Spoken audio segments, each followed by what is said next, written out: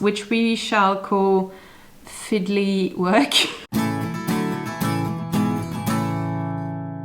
Hi, welcome back to my channel, La Fraise. I'm Noémie, and this week I would like to show you everything I have learned in sewing school as part of my introduction to sewing class. Sorry, I'm just going to clarify because I realize you might not know, but so I do a costume degree, and the first part of the year now we did introduction to sewing. So this is everything I learned in this class, which was literally just about individual sewing skills.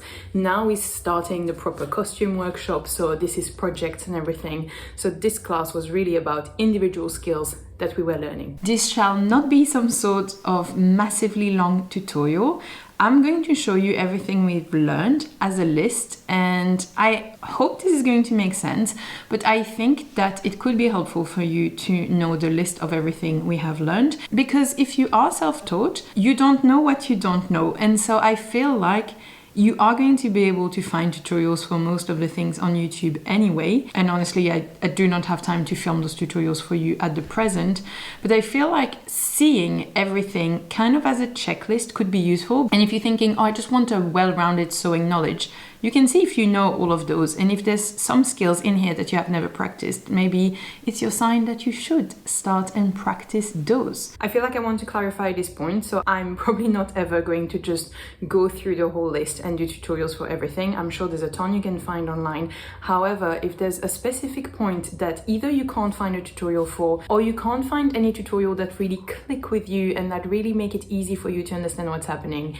please let me know. I do want to be helpful, and I can do isolated tutorials for one thing or another if you need to. I'm just not going to do the whole thing, especially if no one asks for it. And we are starting with the not so exciting hand stitching. So we're starting with the running stitch here at the top and a gathering stitch here at the bottom. They actually are the same, it's just that the gathering stitch is smaller and that you make at least 2 rows of them. You then have what is called a slip stitch, which makes it very complicated for me because we call it the back stitch in French, but it is not a back stitch.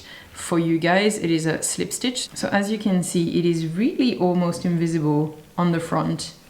Looks like this on the side.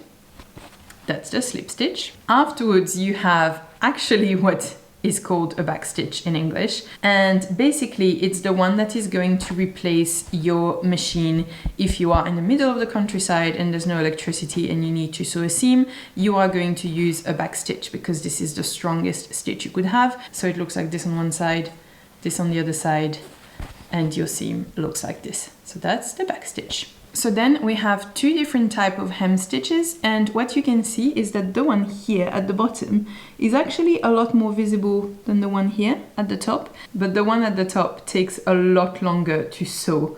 So this is why, if you can get away with it, people tend to do the one at the bottom, but the one at the top, very invisible, as you can see on the other side. And this is taking into account that I'm sewing with black thread on a white piece of calico.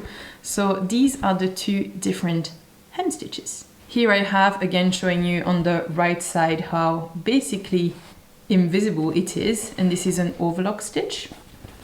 So if you need to do a hem that you can't double fold, you need to overlock it as you sew it, and this is your overlock hem stitch. This is a blind hem stitch, and I think if you want, so if you pull it, you can actually kind of see it under here.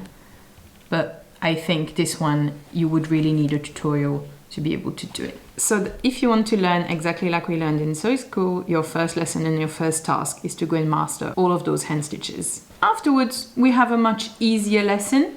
That is the machine stitches. You have the open seam, which has been pressed open. You have the closed seam, which in this sense, it's almost like a faux flat felt, because you have your seam line and then we zigzagged and we top stitched the zigzag here. So on the other side, it looks like a flat felt seam, but it's not. So it's a faux flat felt. Oh my god, this is not neat. I've done it much better for my exam, you'll be pleased to know. So I'll still show you this one, but this was my very first one. This is a flat felt seam, very annoyed to work at, but if you want to have all of the experience like in sewing school, you need to practice your flat felt seam. And to finish, I'm sure you know which seam I'm going to talk about.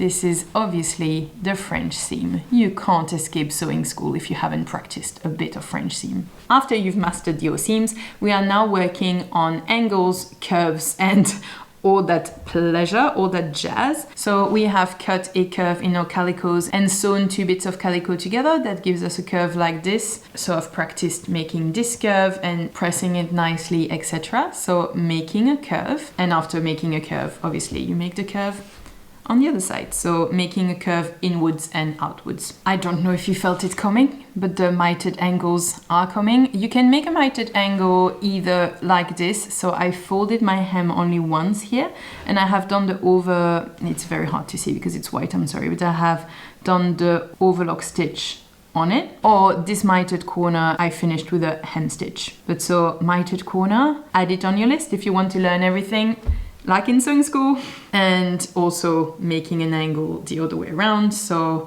here the seam line is here, and so this is about learning how to make a neat angle. Actually, you can see it worse on the side. I have a tuck here, but so working on, have it on both sides, working on angles, trying not to have tucks, and also chopping the seam allowance so that it is short enough to allow your corner to turn, but long enough so that it doesn't fray on you. So making angles, sewing this line here, and obviously you felt it coming, sewing this line here, sewing angles inwards and outwards. And then, okay, this is not neat, but sewing curves the best you can.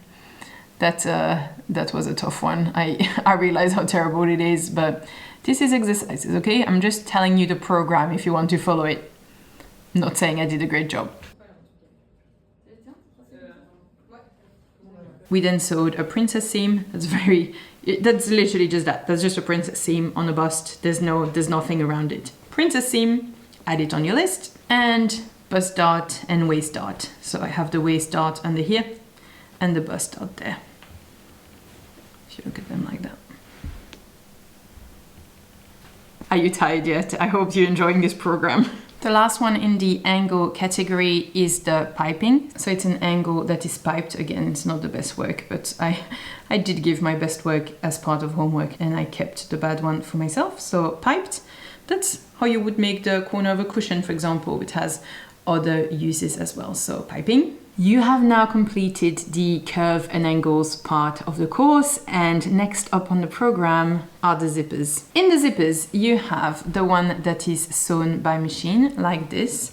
So what we did not cover in class is zippers that are visible, because you can also just sew your zipper so you can see it. The way we have been learning is lapped zippers and even double lapped. As you can see, there's 2 sides here. This one is done by machine, so a double lapped zipper by machine. Oh yeah, you know you're gonna have your couture finished. This one is sewn by hand. Can you even see? So you can see the zipper pulls here. I'm going to come right up close so you can see my stitches, hopefully. It's black thread over white fabric, so you should be able to see it a tiny bit, but you can imagine that if you used a matching thread, this would give you quite a couture finish, and that's what it looks like on the other side. So that's your double lapped zipper that is made with a slip stitch. Invisible zipper, this one you probably know already. And of course, the zipper fly, which again, for school, we have learned to make totally separate from any pants of any sort. So zipper fly, also an important zipper to know. That is everything for the zippers. Then we have learning how to gather.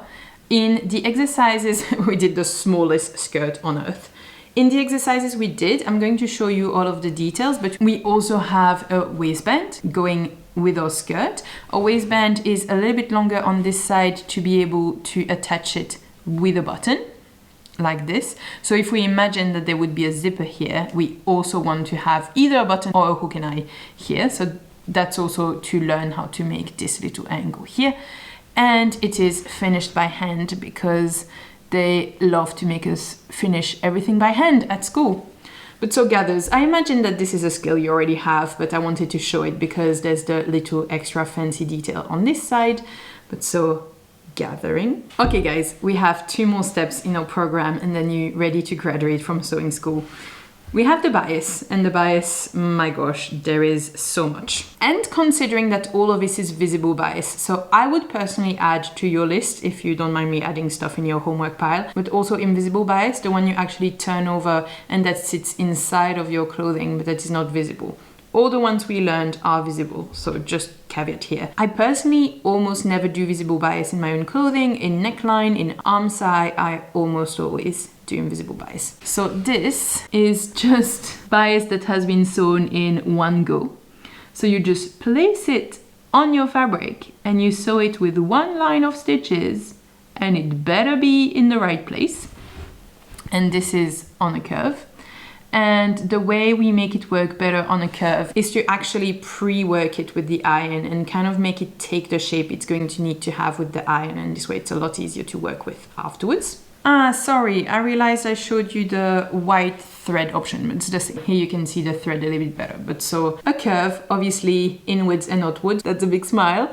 We're never gonna do only one side of the curve, so doing the two curves with the bias. Okay, so it's not that many. I was really like so many bias, it's because I had my homework extra. So this one is the one sewed in one go, just like I was explaining to you.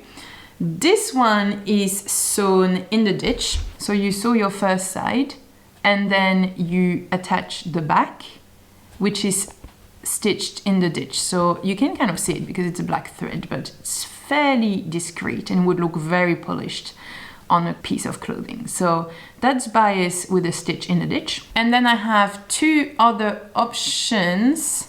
So these two are bias done in two goes. So you have the one that is done, just you place it and you go and you pray.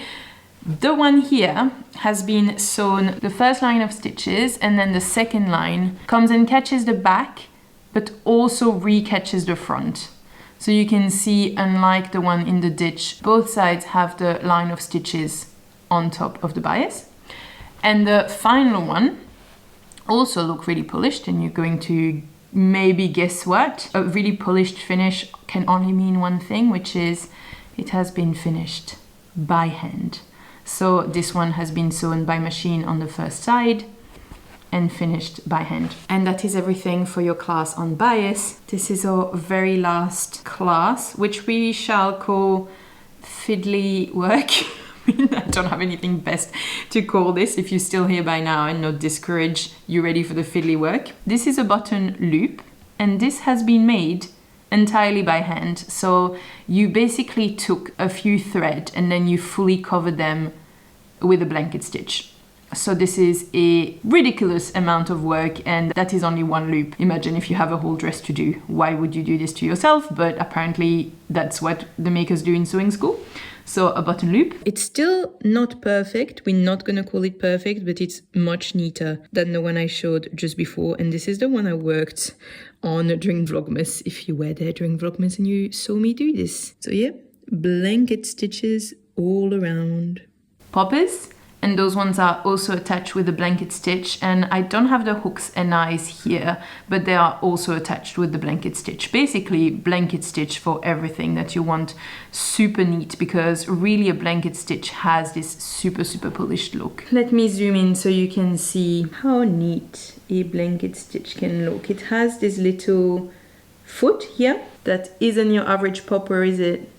I think it looks really good. It's a bit tedious to do the blanket stitch, but God, it's worth it. And we are finishing, and yes, this is actually the last point on your program. I hope you're happy. This is a face buttonhole, so it's actually opening, it's a buttonhole, and it's a double-faced buttonhole. This is again my practice one, so the corners are really bad.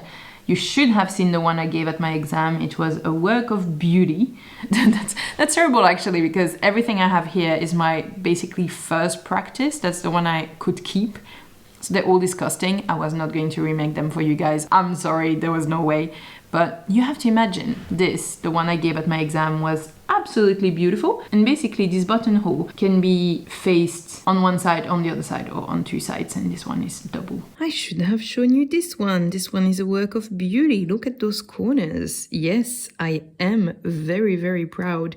And by the way, if you're wondering what the slip stitch here in the middle is, It is because while you are working on your garment, you actually sew the buttonholes shut so that they don't get stretched and pulled while you're working on it. So that is just a basting stitch that you remove once your garment is finished. Just a little FYI. And guys, if you have learned all of this, you have learned everything I have learned in my introduction to sewing class. I'm sorry guys, I swear I thought this was the end, but no. We have different slits to also work on. So I have 3 different types of slits. There is the sleeve placket. So you have to imagine that this would be literally what would be. So your sleeve would come like this. There would be a button here and then your cuff underneath. So that is the sleeve placket, which is a sort of slit, obviously. So this is one. And then there's 2 types of slits, which you are going to see mainly as a neckline feature. There is this one, and you are going to see that the main difference is that the facing has been fully folded over and sewn. So this had to be pressed very, very carefully to be sewn exactly as it should be. In this example here, the facing is simply there. You could obviously, if it was a garment, finish it differently.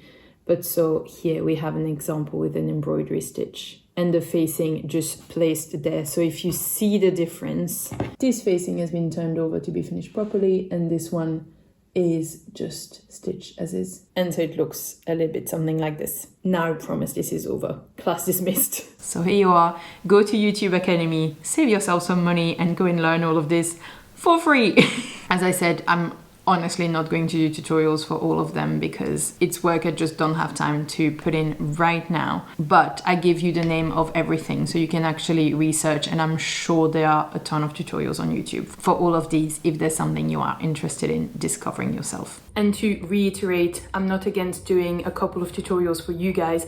I'm just not going to do anything you are not asking for. So if you see someone who's asking for something that you are also interested in, make sure you like their comments so that it gets bumped up and I see that many people are interested in said skills. Look on YouTube first because there's so many tutorials out there.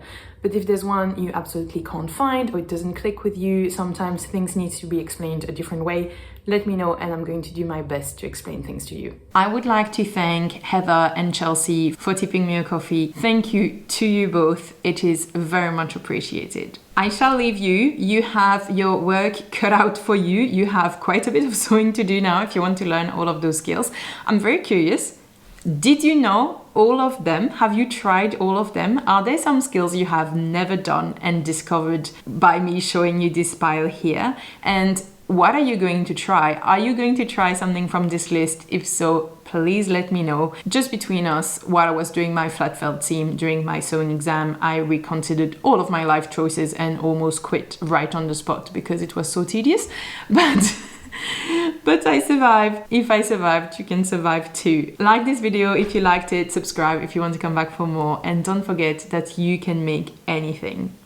Bye!